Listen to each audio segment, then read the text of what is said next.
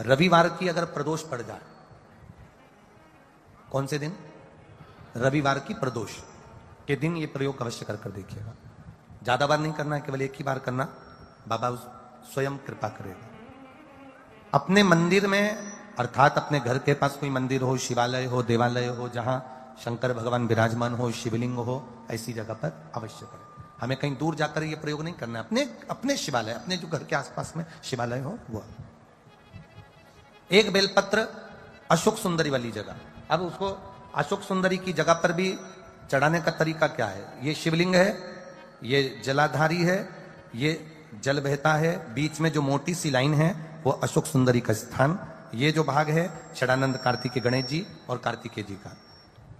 जलाधारी मतलब माता पार्वती जी का हस्तकमल, शिवलिंग मतलब भगवान शंकर का स्वरूप। ऊपर से जो बूंद बूंद पानी इस पर गिरता है वो शंकर भगवान की 5 लड़कियां, जया, विषहरा, शामलीबारी, दौतली और देव। शिव जी की 5 लड़कियां ऊपर, एक लड़की शंकर भगवान की 6ठे नंबर की अशोक सुंदरी उनके चरणारविंद के पास, उनके गणेश, षडानंद, कार्तिकेय के मध्य में।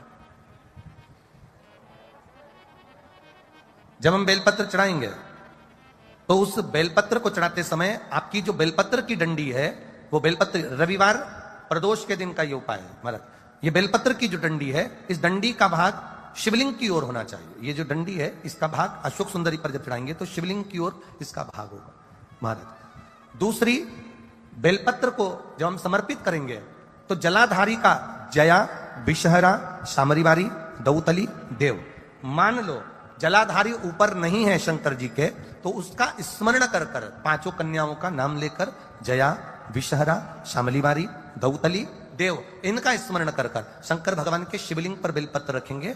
बेलपत्र कहां रखना है? आप अगर यहां बैठे हो तो आपके विपरीत में डंडी का मुख होना चाहिए। ये बेलपत्र की जो डंडी है इसका मुख आपके विपरीत में हो। आप यहां बैठे हो तो डंडी उधर होगी, आप इधर बैठे हो तो डंडी का मुख इधर होगा, आप उधर बैठे हो तो डंडी का मुख इधर होगा, आपके ठीक विपरीत की ओर डंडी का मुख हो। ये 2 जगह बेलपत्र समर्पित करने के बाद तृतीय बेलपत्र शिवलिंग की जो जलाधारी है, जहां पर भगवान शंकर का शिवलिंग रखा है, वहां स्पर्श कराकर, केवल छुआना है, स्पर्श कराकर बेलपत्री के पेड़ के नीचे ही कोई कंकर हो, कोई शंकर हो या कोई मिट्टी का ढेला हो, नी हो, तो वहीं मिट्टी को थोड़ी सी ऊंची कर कर एक बेलपत्र बैठकर इस बेलपत्री की डंडी जड़ की ओर, मतलब जो वृक्ष होता है उस ओर इस डंडी का मुख होना चाहिए। ये 3 रविवार के प्रदोष के दिन शंकर भगवान पर चढ़ाई गई बेलपत्र से हमारा गया हुआ धन भी पुनः आने का रहता है और हमारा जो व्यापार बार बार बंद हो रहा है, शिव की कृपा से एक बार चालू तो चालू हो ही जाता है। वैवाहिक जीवन में कहीं तकलीफ आ रही है और हो सकता है आपके विवाह के समय पर कुछ ऐसा योग बना हो कि वैवाहिक जीवन में तकरार इतनी हो रही है, क्लेश इतना हो रहा है कि दोनों एक दूसरे का मुंह देखना पसंद नहीं कर रहे। 8 दिन अच्छे से रहते हो, 15 दिन लड़ाई करते हो, 15 दिन अच्छे से रहते हो, फिर 8 दिन लड़ाई करते हो। तो उस वैवाहिक जीवन को सुखमय बनाने के लिए लिंग पुराण कहती है महाराज, किसी भी लाल फूल का रस, काय का रस, किसी भी लाल, आप लाल फूल में जान दो तो अपन समझ लो गुलाब की पत्ती का ही रस ले लीजिए। और सहज भाषा में अगर कहें तो कहें गुलाब की पत्ती का रस, तो हम कह देंगे कि वो गुलाब जल ही समझ लो, ठीक है, सहज भाषा में। तो कहा किसी भी एक पुष्प की पत्ती का रस, जिसका कलर कौन सा होना चाहिए? लाल। लाल पुष्प की पत्ती का रस लेकर भगवान शंकर पर महाराज जिस दिन रविवार का प्रदोष पड़े उस दिन शाम के समय प्रदोष काल में शंकर भगवान पर चढ़ाकर मां जगतजननी के चरणों में उस रस को समर्पित कर दिया जाए और उसी रस को लाकर पति और पत्नी अपने नयनों से एक ही आसन पर बैठकर नेत्रों से लगा लें। उस पति पत्नी में कभी झगड़ा नहीं हो सकता, क्लेश नहीं हो सकता और दोनों आनंद में जीवन निकाल सकते। तलाक भी हो रहा है तो उनको भी करा सकते हो, वो तलाक छूट जाए। शिव कथा कहती है प्रदोष के दिन, प्रदोष काल में शिव जी के नाम का स्मरण प्रत्येक को कर लेना चाहिए। और एक नंदीश्वर शिव महापुराण से एक बात सीख कर जाइएगा। अगर आपको लग रहा है कि दुख समाप्ति नहीं हो रहा है, एक बीमारी से उठे दूसरी बीमारी में लग गए, फिर कोई दुख आ गया, फिर कोई दुख आ गया, फिर कोई तकलीफ आ गई, फिर कोई तकलीफ आ गई, बार बार आपको लग रहा है कि दुख पीछा ही नहीं छोड़ रहा, तो नंदीश्वर शिव महापुराण की कथा आपको कह रही है, प्रदोष के दिन, प्रदोष काल में 2 जगह दिए लगाना प्रारंभ कर दो। पहला, बेलपत्री के वृक्ष के नीचे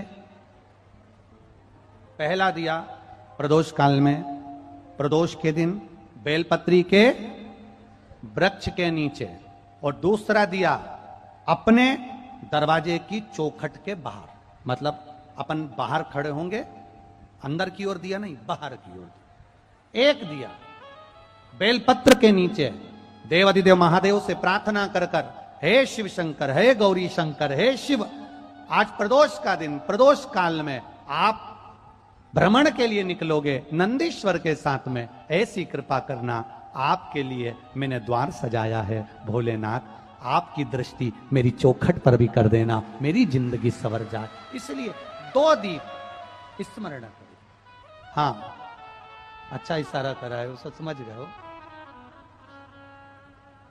जिस दिए को आप लगाओगे प्रदोष के दिन, प्रदोष काल में, एक दिया बेलपत्री के वृक्ष के नीचे लगाया है, और दूसरा दिया जब आप घर में प्रवेश करोगे तो राइट हैंड पर ही लगाएं।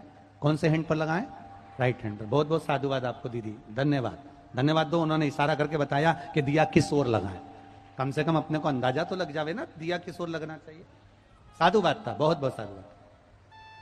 इसको जागरूक श्रोता कहते हैं, जिनको कथा के प्रति रुचि है और भगवान के भजन के प्रति रुचि है, वो तुरंत भाव से उसको स्वीकार कर ले।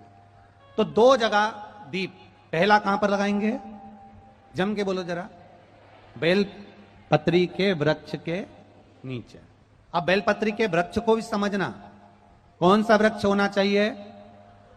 जो आप खड़े हो, दोनों हाथ ऊपर हो, उस हाथ तक भी उसकी पत्ती को स्पर्श ना हो पाए, मतलब उसकी छाया हमारे पूरे शरीर पर पड़े, तो बेलपत्री के वृक्ष की मूलता का आनंद है। जो छोटे बेलपत्री के वृक्ष होते हैं, छोटे छोटे जो पौधे होते हैं बेलपत्री के, इनको जल डालकर, खाद डालकर सिंचित करो, बड़ा करो, उनको पोषित कर कर, बड़ा कर कर कहीं अच्छी जगह उनको लगाओ। ये नहीं कि छोटी बेलपत्री के पत्ते तोड़ लो या छोटे से पौधे के पत्ते तोड़ लो, वो श्रेष्ठता नहीं है। शिव पुराण कहती है वृक्ष वो होना चाहिए जिसकी छाया हमारे ऊपर आए। बाकी के आपके घर में आप बेलपत्री का पौधा लगाते हो, उसको बड़ा करो, बड़ा करने के बाद उसको कहीं अच्छी जगह पर लगाओ जिससे वो बेलपत्री का पौधा बड़ा हो जाए। बड़ा हो जाएगा, हम हैं नहीं हैं, कम से कम वो पौधा रहेगा, वृक्ष बनेगा। वृक्ष बनेगा तो उसकी पत्तियां टूटकर महादेव पर चढ़ेगी, तो हमारा कल्याण अपने आप हो जाएगा। आप उसमें लगाइए, आप वो बेलपत्री के पौधे को बड़ा करिए, उसको लगाओ, वृक्ष हो बड़ा। तो पहला दिया कहां लगाएंगे? बेलपत्री के वृक्ष के नीचे। और दूसरा, अपने घर में प्रवेश करते समय राइट हैंड में बाहर। शिव तत्व को जागरण करो। कौन से दिन? जम जम के बोलो जरा, प्रदोष के दिन। कौन से समय? प्रदोष काल, शाम का जो समय हो, शाम का समय, प्रदोष काल का समय, भगवान को दीप प्रज्वलित कर दिया। शिव तत्व कह रहा है। नंदी ने शंकर भगवान से कहा, आपने वचन दिया था मेरे को, आपने मुझे वचन दिया था, आपने मुझे वचन दिया था भोलेनाथ कि प्रदोष के दिन, प्रदोष काल में नंदी तू मुझे जहां ले जाकर खड़ा कर देगा, उसके आसपास में जहां मेरी दृष्टि पड़ेगी, वो जो मांगेगा महादेव उसकी झोली खुशियों से भर देगा। से 1000 गुना शिवलिंग में बल की प्राप्ति होती है।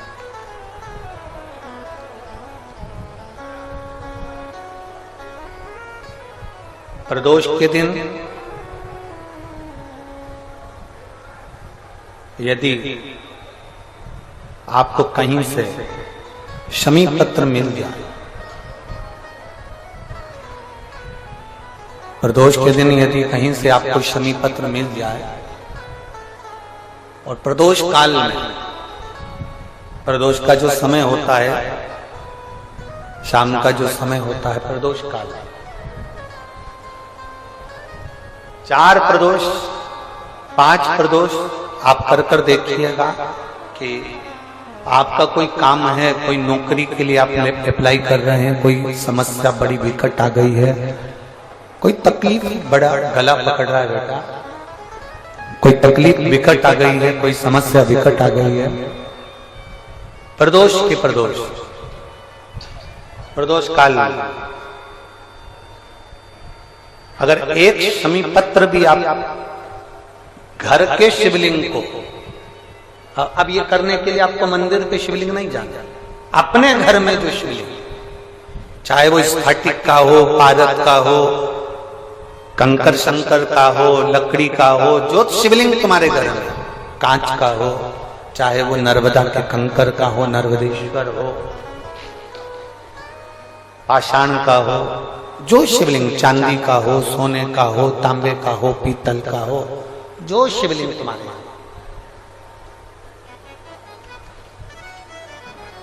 एक शमी पत्र यदि आप भगवान शंकर के शिवलिंग पर समर्पित कर रहे हो और उस शमी पत्र को उठाकर रात्रि को 9:15 की जो एक मुहूर्त होता है, एक समय होता है, जिस समय पर हम अपने मन की बात भगवान शंकर को कहते हैं, पूर्व में भी इसका वर्णन हम कर चुके हैं कथाओं में, उस 9:15 पर वो शमी पत्र को उठाकर एक कागज में, एक कटोरी में उसको रखते थे। 4 या 5 प्रदोष के उस शमी पत्र को अपने पास में रखिए और जिस कार्य के लिए जा रहे हो उसको जेब में ऊपर के भाग में उसको रखकर लेकर जाइए, आपका वो कार्य सफल होकर ही रहेगा, वो रुक नहीं सकता। आपको एक कथा में कहा था,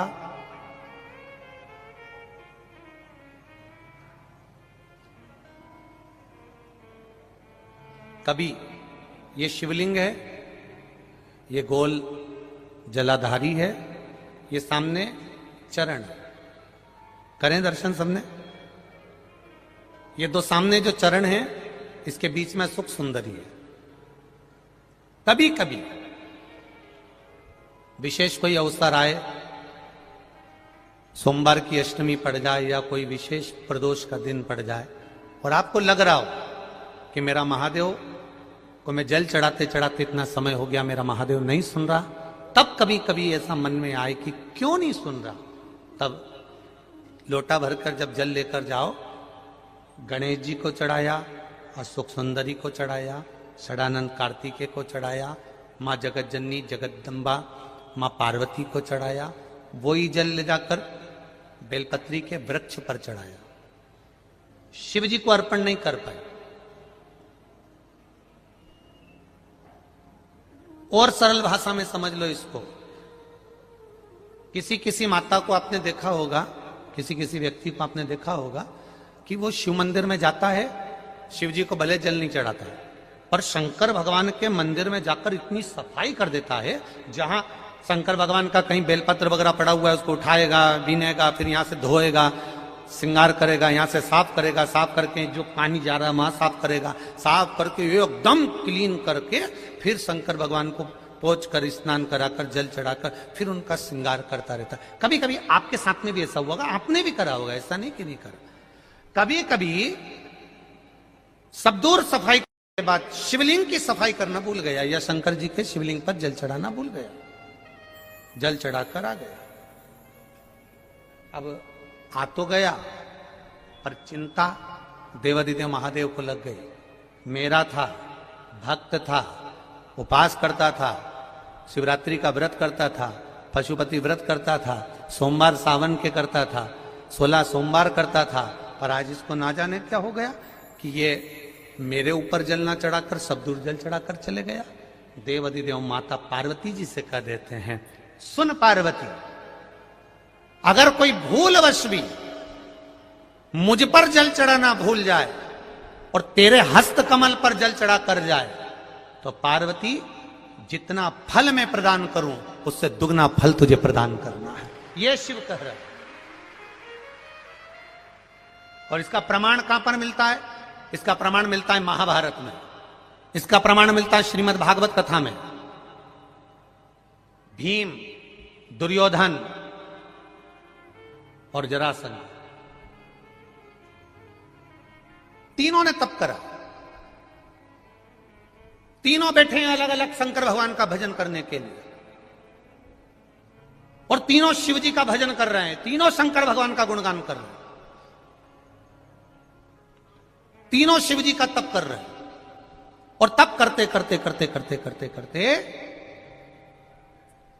भीम को लग गई भूख, चले गया भोजन करने। जैसे ही भोजन करने गया तो कुछ खाने का तो मिला नहीं, केले के पेड़ पे से केला लिया या छील छील के खाकर फेंक दिया, बैठ गया। इतने में देवादिदेव महादेव प्रकट हो गए, और महादेव प्रकट होकर तुरंत मेरे शंकर भगवान ने प्रसन्न होकर प्रकट होकर दुर्योधन और जरासंध को देखा और दोनों से पूछा तुम्हें क्या चाहिए मांगो। दुर्योधन और जरासंध ने कहा हमको 100 हाथियों का बल दे दो। शंकर भगवान ने कहा 100 हाथियों का बल? तथास्तु। शंकर भगवान ने तथास्तु तो कह दिया। भीम बैठकर केला खा रहे थे और जरासंध और दुर्योधन जाते जाते हंस दिए। बताओ, इस खबड्डे को देखो, हप्सी को देखो, खाने के चक्कर में इसको आशीर्वाद नहीं मिला और हमको 100 हाथियों का बल मिल गया। किसी पर मत हंसना। दुर्योधन और जरासंध भीम पर हंसे थे और दुर्योधन और जरासंध भीम पर हंस दिए। भीम का मुंह उतर गया, चेहरा उतर गया, केला छोड़ा, भीम तप करने चले गया। तप करने गया तो भीम जान गया कि मैं अब तप करूंगा तो महादेव का नहीं करूंगा, पार्वती जी का करूंगा। अभी आपको कथा में कहा था कि केवल जलाधारी भी अगर आप स्पर्श कर कर बेलपत्री आदि कादिक जो निर्माल्य पड़ा हुआ है उसको उठाकर, बहुत बड़ा दोष है एक, शायद आपने भी जिंदगी में कभी करा होगा, अब कर दिया हो, अब मत करना। कौन सा दोष? जैसे ये शिवलिंग, ये जलाधारी, ये मट्टी का दिया जलता हुआ, लोग भगवान को दिखा के, जो ये जलाधारी होती है ना, इसकी जो किनोर होती है ना, कई लोग उस दिए को इस किनोर पे रख देते हैं। कई लोग नारियल को, श्रीफल को इस हस्त कमल पे जहां शिवलिंग रखा हुआ है यहां रख देते हैं। ये दोष है, ये शिव महापुराण का दोष है। शिव पुराण कहती है अगर पशुपति व्रत कर रहे हो, आप कोई व्रत कर रहे हो, कोई कामना कर रहे हो, तुम्हारे पास में अगर श्रीफल, पशुपति व्रत करने के बाद 5वें दिन भी अगर तुम श्रीफल चढ़ा रहे हो तो वो श्रीफल ये जलाधारी पर नहीं रखना है। उस श्रीफल को भेंट के साथ में शंकर भगवान की जलाधारी शिवलिंग इसके ठीक सामने नीचे जमीन पर रखना है। उसका फल ये होता है कि तुमने जो पशुपति व्रत करा, शंकर भगवान ने उसको स्वीकार कर लिया और वर प्रदान कर दिया।